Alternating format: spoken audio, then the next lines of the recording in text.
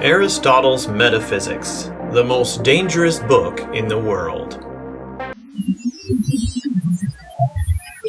More than 2,000 years ago, a Greek philosopher made an argument for God that was so powerful that it remained virtually unchallenged until modern times. Faith is one of the world's great evils, comparable to the smallpox virus, but harder to eradicate. Richard Dawkins. Faith inspires violence in ways that nothing else does. Sam Harris. Religion is something left over from the infancy of our intelligence. It will fade away as we adopt reason and science as our guidelines. Bertrand Russell. Hello, I am Aristotle. I was born in 384 BC. I was a Greek philosopher, the tutor of Alexander the Great and the student of Plato, who was in turn the student of Socrates. Like my contemporary Greeks, I worshipped many gods, including mighty Zeus, brave Athena, and wise Apollo. But using logic, I also reasoned that the universe must have begun with one God who started everything.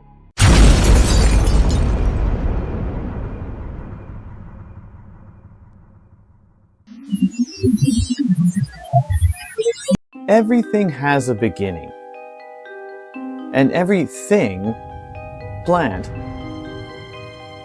animal, or person, comes from somewhere. So if everything in the universe comes from something else in the universe, it is a logical necessity that there must be something beyond the physical plane, from which Aristotle got the title of his treatise, Metaphysics, that started everything, that moved all things into existence. Or, as Aristotle put it, human begets human. And furthermore, beyond these, there is what, as the first of all, moves all things.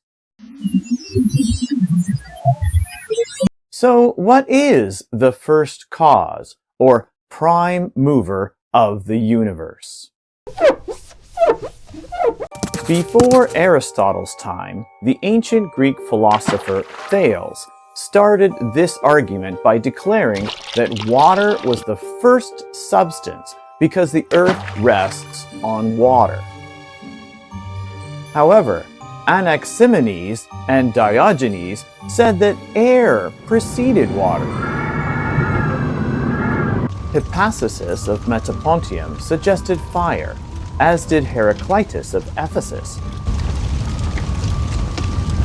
Empedocles posited a combination of the four elements: water, air, fire, and earth. Anaxagoras and Clazomenae claimed that the starting points were infinite.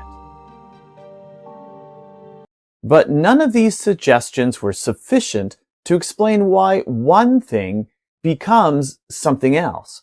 Wood does not make a bed, nor bronze a statue. Invariably, something else was the cause, and understanding was present from the beginning. Hesiod was perhaps the first to suggest that the immaterial or spiritual concept of love or appetite was the starting point, as it lay in contrast to chaos. The Pythagoreans preached numbers or mathematics, and astronomers the 10 heavenly bodies. Following along these lines, others suggested 10 abstract concepts arranged in pairs: limited, unlimited, odd, even, one, plurality, right, left, male, female, resting, moving, straight, curved, light, darkness, good, bad, square, rectangular. But this list could easily be expanded ad infinitum: up, down, thin, fat, happy, sad, etc. Parmenides, Melissus, and Xenophanes rejected such endless speculations into first substances, declaring that the universe was singular in nature, therefore requiring a singular cause. Parmenides argued that this one first substance was the God. In terms of first causes, hot and cold or fire and earth are really just one: being and not being. So, does God exist or doesn't he?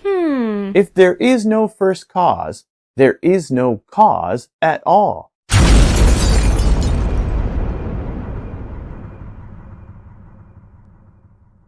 There would be no universe. As for numbers themselves being the first cause, we are left with the nagging question, numbers of what? In our own time, mathematicians have argued for quantum fluctuations as being the cause of the universe, to which Aristotle no doubt would have replied, quantum fluctuations of what?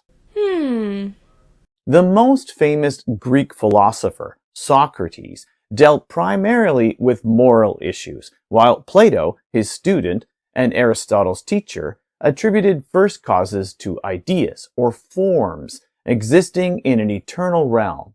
However, Aristotle pointed out that this does not explain how these forms become perceptible in the material realm, or why. So we are still left with the unanswered question, what is the first cause or prime mover of the universe? After dispensing with the available philosophical literature of the time, Aristotle sets out to answer the question himself, using pure logic and deductive reasoning.